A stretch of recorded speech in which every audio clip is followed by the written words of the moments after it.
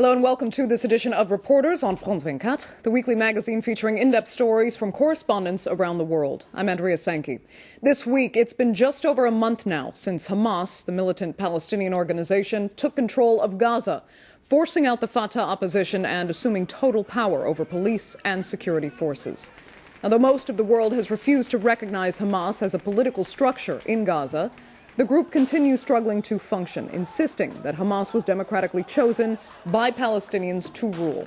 Meanwhile, economic sanctions enforced by Israel and the international community are further choking civilians already struggling to survive. And the Fatah party supporters who chose to stay in Gaza keep a low profile as they attempt to regroup. Here now, our reporter Lucas Manger takes a look at the turbulent territory of Gaza today under the rule of Hamas. Get out of the road, faster, to the right. In Gaza, Hamas is the only authority. Every day, the new masters show who's in charge and are determined to bring order to this small but vital territory.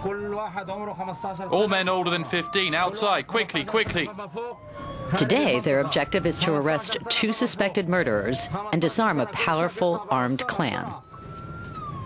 The operation occurs in the very center of Gaza City. With a maximum of sirens, cars, and weapons, Hamas is showing its strength. The whole area is targeted. Women and children are caught up in the melee.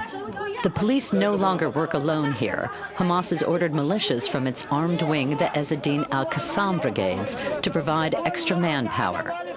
Their men are more used to military operations than police work. Just weeks ago, they were living in hiding and organizing attacks against Israel and rival Palestinian faction Fatah. All the men of the tribe are arrested, shocked at the tactics used to restore order to Gaza.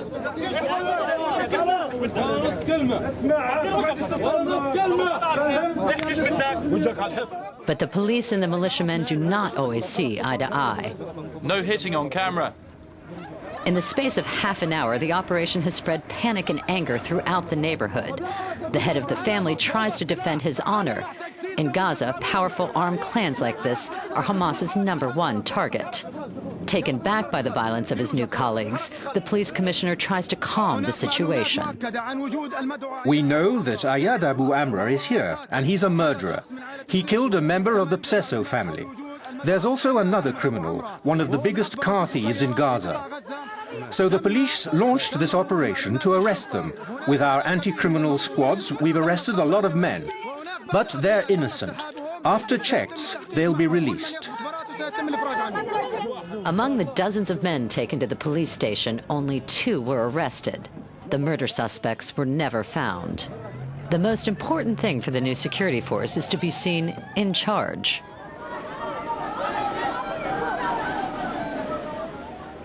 On the same day that British journalist Alan Johnston was released, Hamas tried to improve its image by welcoming foreigners with banners.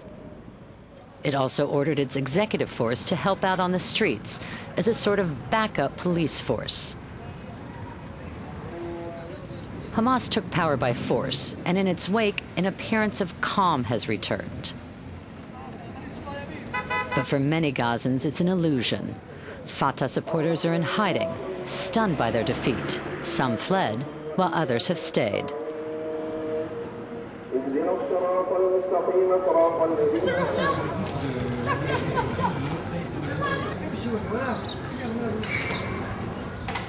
Ahmad is a former military intelligence officer who fought Hamas up to the final day of the conflict. Occasionally, he betrays his disappointment, but never in public, only in the privacy of his own home. His old uniform and weapons are hidden away, but he has no intention of supporting Gaza's new rulers. If they ask me to hand in my weapons, I won't do it. Firstly, they're mine. And also, it's a question of honor. As an officer, for the time being, I've received no order.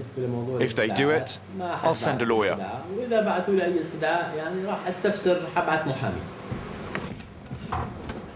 Sometimes, despite the danger, Ahmad risks a trip outside.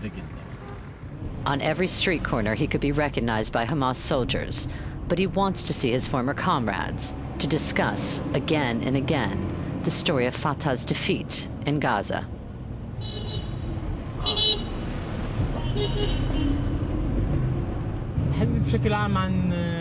We talk in general about the reasons for the fall of Gaza and the role of Abu Mazen. Because why is he leaving Gaza in this state? He's wrong. And I don't need to talk with the Hamas to know that they didn't have to make too many efforts to take Gaza. It was simple and easy for them. But for us, it's not a defeat, it's a fiasco. Between ourselves we talk about Abu Mazen, but above all, about national security because it's our job. Many soldiers remained in Gaza and know full well that Hamas could put an end to their gatherings at any moment. This cafe is a popular meeting spot for former spies. All the customers once belonged to Fatah's intelligence services. It reassures us to be together. It's as if we were at work. Ahmad is proud of having stayed in Gaza, proud of risking his life and choosing not to abandon the territory to Hamas. These sentiments are shared by the head of Fatah in Gaza. He's in charge of organizing the political counterattack, but comrades are hard to find. Most Fatah activists dare not show their faces in public. One Saturday morning at the party's headquarters, an associate of Palestinian President Abbas tries to organize a meeting.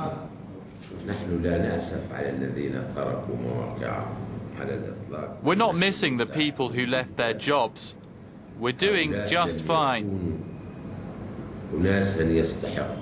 These people didn't deserve the posts they occupied. Plus, they had been useless for a long time. Fatah is restructuring and has been getting rid of those who made us lose the last elections.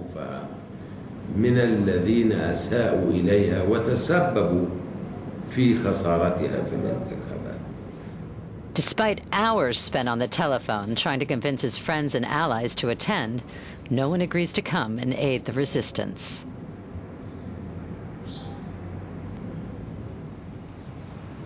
Since the 15th of June, Gaza has been cut off from the rest of the world.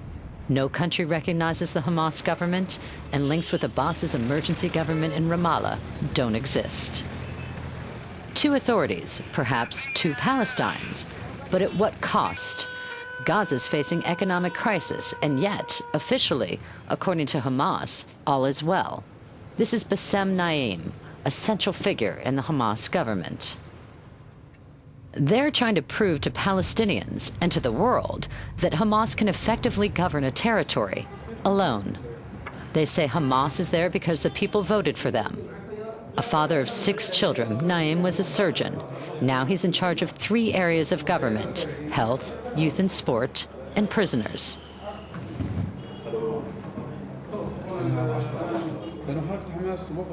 Hamas has always supported the Palestinian people, even before being part of the government, thanks to its social and humanitarian work, helping the poor, widows, and orphans. And now that we're governing, we're not going to forget them. If there is any crisis, it won't be because of Hamas. If we had freedom to circulate, we could have transformed Gaza into the Singapore of the Middle East.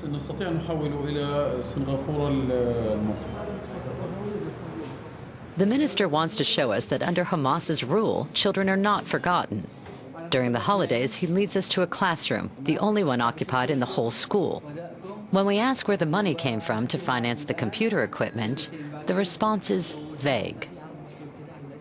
All food and everyday expenses for children are financed in cooperation with ministries and NGOs based outside the Palestinian territories. In Ramallah, the government continues to pay Gaza's public sector workers, but refuses to finance the ministries. In his office, Naim insists Hamas will not be stopped by the financial blockade from Ramallah.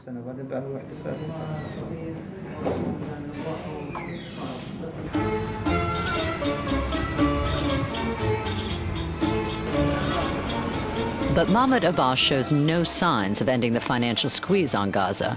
With the support of the international community, his emergency government is now solely managing the West Bank.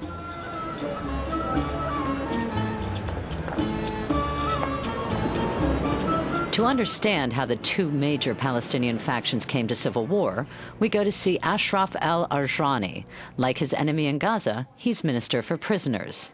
He has just fled Gaza for Ramallah, where the pursuit of Hamas fighters continues. But this Fatah supporter refuses any comparison. In the West Bank, the situation is different. We're trying to arrest all armed men.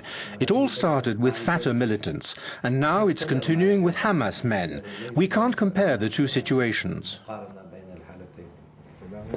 It seems that no one accepts responsibility for the internal strife in the Palestinian territories. The same cars, the same bodyguards, two cities, one conflict between the modern Islamist party and the old secular party, which has left ordinary Palestinians as the victims. Without much enthusiasm, al-Ajrani heads to the Council of Ministers, presided over by Salam Fayyad. The government is meant to handle the emergency and fight off the political offensive from Hamas.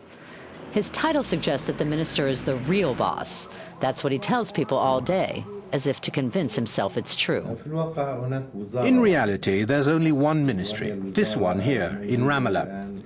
The one in Gaza is now nothing more than a branch office.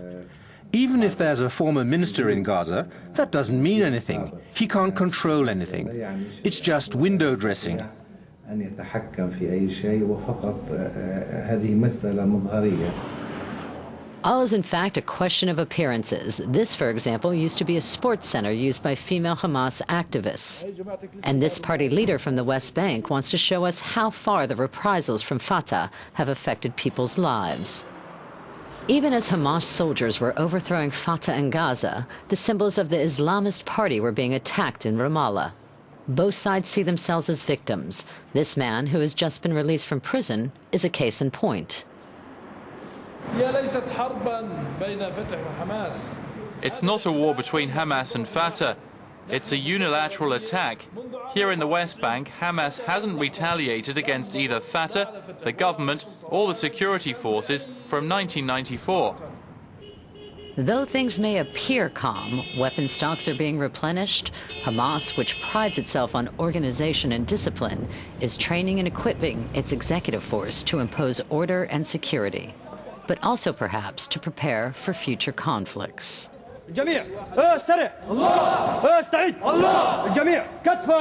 Everyone knows the situation cannot last, and that it will not necessarily be resolved by peaceful means. For the time being, Gazans seem to be simply relieved that the fighting is over. With daily necessities hard to come by, the sea and the beach are often the only possible distractions.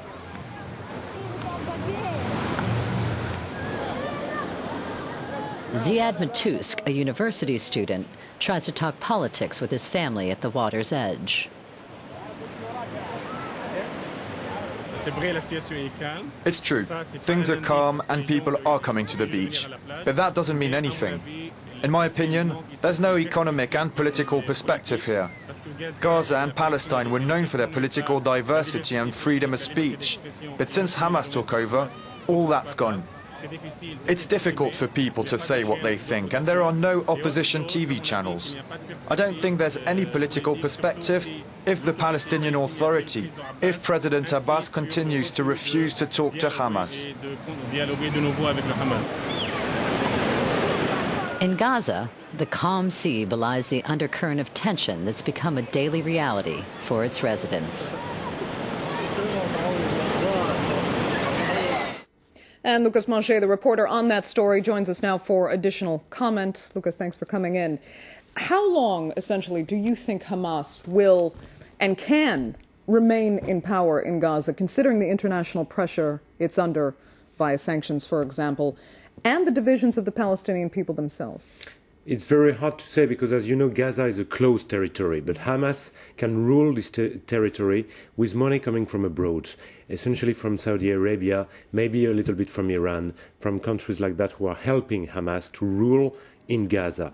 But that's true that the international community ban of the Hamas is very hard for the Palestinians in the streets, and they're struggling. A lot of people are not paid anymore. So there's a huge economic crisis arriving in Gaza.